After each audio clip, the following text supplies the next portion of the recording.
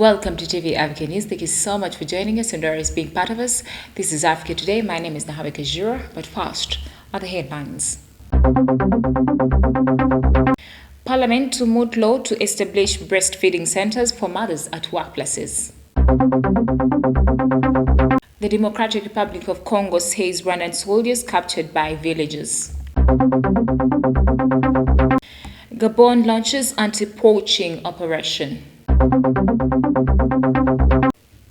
In our sports news today, Musonda wins 2022 Zambia Amateur Golf Open, 4 Ugandans in top positions. Once again, thank you so much for joining us. We start with one of our top stories. Now, Parliament is considering coming up with laws that make it mandatory for workplaces to have lactation rooms for mothers and caretakers. Now, the Speaker of Parliament, Anita Among, made this revelation on Monday as she joined a group of legislators and staff of Parliament at the Breastfeeding Center to celebrate the 4th birthday of Abdul Jawad Alionzi, son of Abongi woman MP Zumura Maneno. We have the report. Speaking at the event, the Speaker called upon other workspaces to emulate the example of Parliament to create a safe breastfeeding area for mothers so that their careers do not get affected by the challenges that come with childbirth. She said that regardless of the size of your company, it's to your advantage to help new mothers transition back to work after maternity leave, and this can best be done by creating safe and clean spaces for breastfeeding mothers and caretakers. She applauded the staff attached to the facility for the noble work they do and tasked the Human Resource Department of Parliament to ensure that these staff are well taken care of. Parliament established the Breastfeeding Center to ensure that members of Parliament and staff are able to do their work while their children are in a safe and conducive space. Government has always insisted that it is important for employers to create a conducive environment that ensures mothers raise responsible citizens by being allowed to work near their children, but also have special places for breastfeeding them. Moving on, in an effort to overcome teenage pregnancies and early marriages among young girls, government is set to launch a 5-year high-profile advocacy drive known as the Education Plus Initiative to accelerate actions and investments among adolescent girls. We have the report. While addressing journalists at the Government Media Center in Kampala, the Director of Basic Education, Ismail Mulindwa, said the initiative will target adolescent girls and young women in the first 5 years in regions that registered the highest number of teenage pregnancies. And I hope you know these regions and districts. But for your information, I would say these include the north, the central part of the country, the Soka region, Unyoro, Rango, Toro, and West Nile. These are the most affected areas or regions as far as teenage pregnancies are concerned. Adolescent girls between the ages of 15 to 24 continue to face challenges such as HIV and AIDS infections, teenage pregnancies, early marriages, among others. The initiative is aimed at ensuring that girls study and stay in school and complete their education. And therefore the 5 elements that center on education plus are: 1, of course, ensure that they enroll, they study, and they complete the secondary cycle. Evidence has shown that even a single year of a girl in a school reduces all those burdens by more than half. And therefore, if you have a girl completing 4 years and 5 years in a secondary education, it means the 4 to 6 years of that staying in school alone gives a protective effect on those other dangers that a girl child faces in our communities. The Education Plus initiative will be launched on Thursday, 2nd June 2022 by the Minister of Education and Sports, also First Lady Janet Kataha Museveni at Mengo Senior School in Kampala. Since March 2020, statistics show increased cases of defilement and teenage pregnancies, according to a recent study from the UN Population Fund. The study found that a total of 354,736 teenage pregnancies were registered in 2020, while 295,219 teenage pregnancies were registered between January to early September 2021. This implies that, on average, over 32,000 teenage pregnancies are recorded per month. Away from that, the Ministry of Information and Technology, together with NITA, have launched a data and privacy portal which will help in keeping personal information for Ugandans as privacy. Now, the launch was officiated by the State Minister for ICT, Honorable Joyce Ssebugwawo, at Uganda Media Center in Kampala. As Uganda joins the rest of the world to celebrate the World Data Privacy Day, a day which is celebrated every 31st of May, the government of Uganda, together with NITA-U, have launched a system dubbed the Data Protection and Privacy Portal. This is aimed at ensuring that people's personal information, such as names, date of birth, places of residence and much more, is secure, in line with the 2019 Personal Data Protection Act. Speaking to the media during the launch, Joyce Ssebugwawo, the State Minister for ICT, called upon all organizations that process data in the country to comply with the Act. Data protection and privacy takes center stage because personal data needs to be protected and privacy rights need to be upheld. I call upon organizations, personal and collect and process.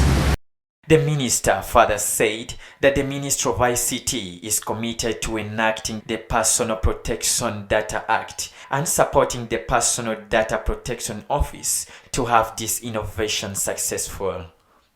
The ministry through the office will vigorously enforce the Data Protection and Privacy Act and its attendant regulations. We are committed to this cause and we shall support the Personal Data Protection Office and NITA Uganda in delivering on this mandate. On the other hand, the Executive Director for NITA Uganda highlighted some of the benefits of this portal and the type of data that would be compiled using the portal.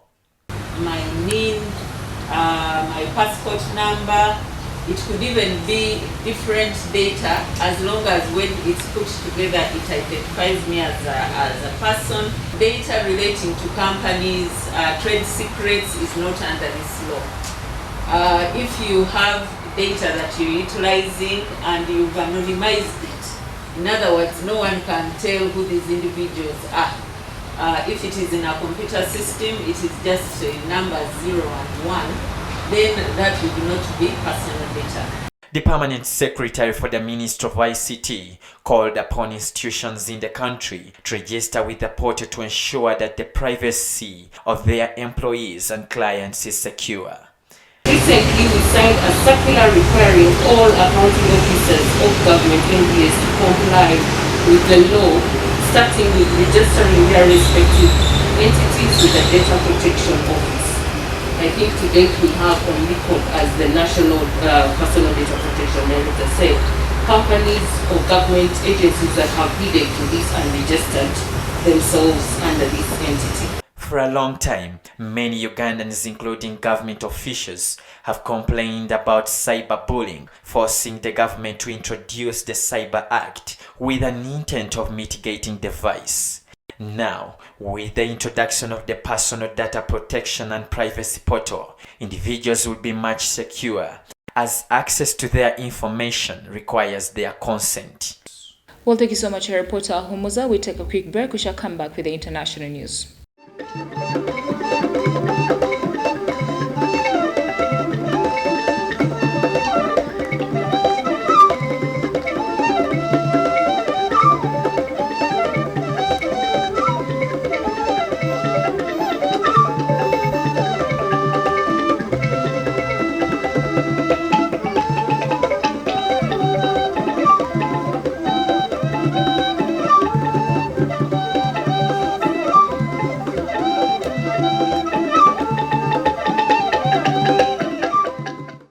Welcome back from the break. You're still watching TV Africa, the right to know.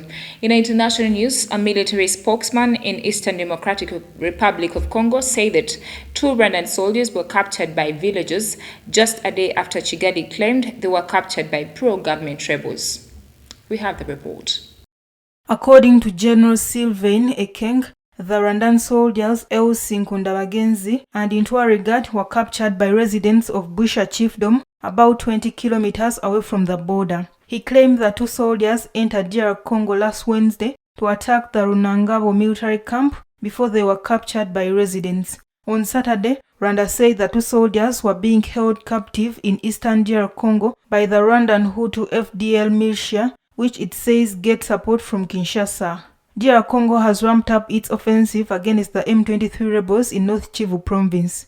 The rebels, who had been driven out of DR Congo in 2013, have regrouped and retaken strategic areas. Rwanda has deployed troops to its borders with DR Congo because of the clashes. The head of the African Union, President Macky Sall of Senegal, has expressed grave concern at rising tensions between the Democratic Republic of Congo and Rwanda. Moving on in international news, Egypt has unveiled a major new archaeological find of 250 sarcophagi, 150 small bronze statues of gods and goddesses and other antiquities at the Saqqara necropolis. Now, according to the country's antiquities authorities, the artifacts were recently unearthed at the famed necropolis of Saqqara near Cairo. We have the report. The artifacts were showcased at a makeshift exhibit at the feet of the Step Pyramid of Giza in Saqqara, 24 kilometers southwest of the Egyptian capital. According to Mustafa Wazili, head of the Supreme Council of Antiquities, the findings include 250 painted sarcophages with well-preserved mummies inside, as well as 150 bronze statues of ancient deities and bronze vessels used in rituals of Isis, the goddess of fertility in ancient Egyptian mythology, all from the late period, about 500 BC. A headless bronze statue of Imhotep, the chief architect of Pharaoh Giza, who ruled ancient Egypt between 2630 BC and 2611 BC, was also displayed. The artifacts will be transferred for a permanent exhibit at the new Grand Egyptian Museum, a mega project still under construction near the famed Giza pyramids just outside Cairo. The Saqqara site is part of sprawling necropolis at Egypt's ancient capital of Memphis that includes the Giza pyramids and the smaller pyramids at Abu Sar, Dashar, and Abu Ruwaish. The ruins of Memphis were designated a UNESCO World Heritage Site in 1970s. Egypt has been heavily promoting recent archaeological finds, hoping to attract more tourists to the country. Away from that, authorities in Gabon have launched an operation in search of weapons and game belonging to potential poachers. Now, the operation is a response to reports of increased poaching activity in some areas. Take a look at the story. The Anti-Poaching Unit was formed 2 years ago and results from a partnership between Gabonese Ministry for Water and Forests, a Belizean non-government organization called Conservation Justice, and a Swiss-Gabonese sustainable forestry firm, Precious Woods Cabe. Forests cover 88% of the surface of this small Central African nation that has made the protection of biodiversity a priority. Since 2002 that Gabon has been investing in nature conservation and raising awareness. Last year, the Anti-Poaching Unit seized 26 weapons, several dozen items of game, and arrested 8 individuals for ivory smuggling. Around 30 locals attended a session organized by Belizean Conservation Justice, who are explaining the hunting restrictions and how to deal with these. The conservation of forest elephants is a success story in Gabon. In 10 years, the elephant population doubled to 90,000, but despite Gabonese success in conservation, there remain many challenges on the ground that are yet to be tackled. Moving on, a former pillar of former Ivorian President Laurent Gbagbo's regime, Charles Ble Goude, obtained his passport on Monday in The Hague more than a year after acquittal of crimes against humanity by the International Criminal Court, according to his lawyer. We have the report. According to the statement from his lawyer, May Ndrai Clever, Charles Ble Goude received his ordinary passport from the Ivorian ambassador to the Netherlands and expressed all his gratitude and appreciation to Ivorian President Alassane Ouattara for his personal involvement in the process of his return to Côte d'Ivoire. The statement said he reiterated his intention to return to Côte d'Ivoire in order to make his contribution to the consolidation of national reconciliation, adding that his lawyers will maintain dialogue with the Ivorian authorities to agree on a timetable for his return. Charles Ble Goude and Laurent Gbagbo were finally acquitted in March 2021 by the ICC in The Hague of alleged crimes during the 2010-2011 post-election crisis, which arose from Mr. Gbagbo's refusal to concede defeat to Alassane Ouattara and left some 3,000 dead. Gbagbo was able to return to Ivory Coast in June 2021, where he established a new opposition party, the African People's Party. Arrested in 2013 in Ghana, Mr. Ble Goude is the former leader of the nationalist Young Patriots movement and was nicknamed the General of the Street for his ability to mobilize crowds, especially youths. He was transferred to the ICC in The Hague in 2014. Like Laurent Gbagbo, president from 2000 to 2011, he was sentenced in absentia in Ivory Coast to 20 years in prison for acts related to the post-election crisis. The sentence has officially not been lifted, but it has not been applied against former President Gbagbo since his return. Well, thank you so much, reporter. We take a quick break. We shall come back with business, health, and sports.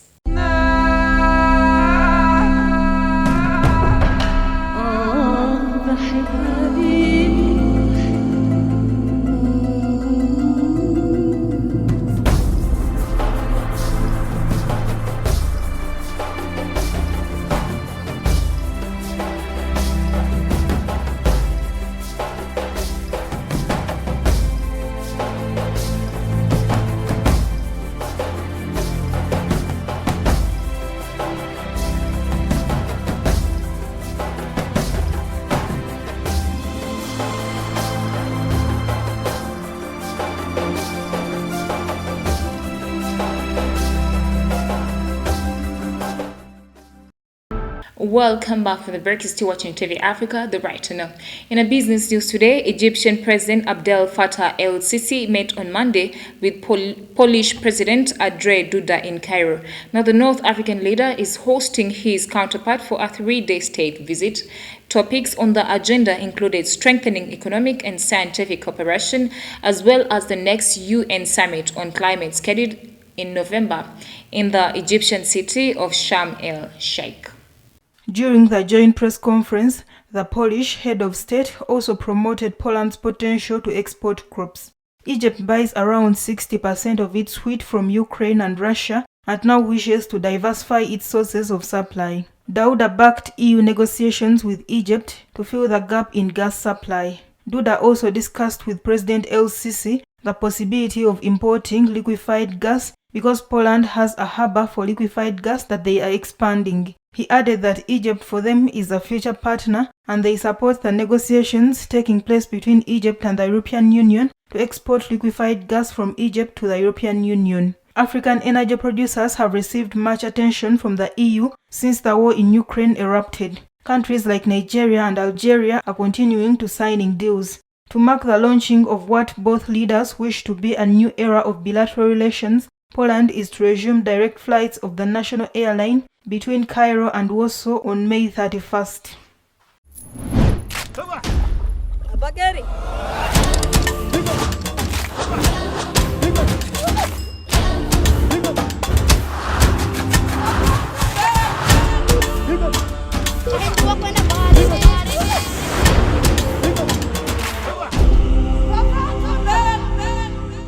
In our health news today, the Global Mercy, the world's largest civilian hospital ship, made its debut in Africa in the port of Dakar, where it will stay for 4 weeks to train health professionals, according to sources on Monday.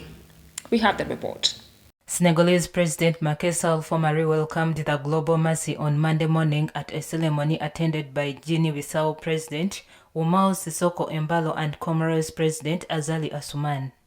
The giant ship, measuring 174 meters long and 28.6 meters wide and comprising of 12 decks, arrived on Friday in the port of Dakar and will stay there for 4 weeks until the end of June before returning in 2023 to offer surgical care to poor populations. Its arrival coincides with a new tragedy that has shaken the country and highlighted the shortcomings of Senegal's health system when 11 babies died on May 25 in a fire in a public hospital in Tivaouane. The Global Mercy Hospital covers about 700 square meters and includes 6 operating theaters, 102 acute care beds, 7 intensive care beds, and 90 convalescent beds, according to the statement from the international NGO Mercy Ships, which works to improve access to health care in developing countries in Africa. Based on the organization's 43 years of experience and more than 5 years of studying specifically the results of the Africa Mercy, a hospital ship that has been in service since 2007 to help the poorest in West and Central Africa, Mercy Ship wanted to add another ship of greater capacity and with the same objectives. At the end of June, the Global Mercy will return to the Canary Islands for the complete and final dressing of the ship.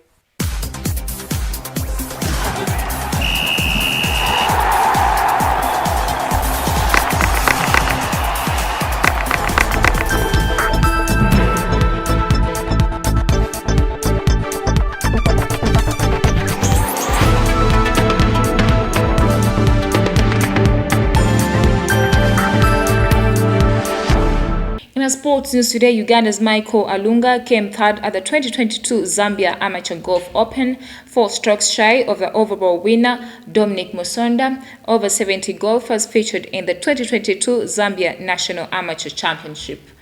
We have the report. Dominic Musonda won the 2022 Zambia National Golf Amateur Championship at the Pass 72 Bonanza Golf Course in Lusaka City. Musonda is a handicap 4 golfer from Munkana Golf Club who won the National Open with a 3 strokes advantage over countryman Patrick Wembia Chanda. He scored 280 total gross over 4 rounds with a 68, 69, 68 and 75. Wembia, who was the famous Day 1 leader with a 6 under 66, came second with a 286 strokes. Uganda's Michael Alunga came third, 4 strokes shy of the overall winner. Alunga's best day was during the final round, where he scored 3 under 69 on the 18-hole Peter Makovic signature designed golf course. Another Zambian, Musamba Kapoma Jr., scored 286 for position 4, as Uganda's Ibrahim Bagalana came 5th with 73, 75, 69, 72, garnering 289 points. 2 other Ugandans, Godfrey Subuga and Joseph Chwinyai, had an identical 295 gross to make a case for the 4 Ugandans in the top 10. Uganda Golf Union President Moses Masiko Walyamjura was 29th with 315 strokes in 4 rounds.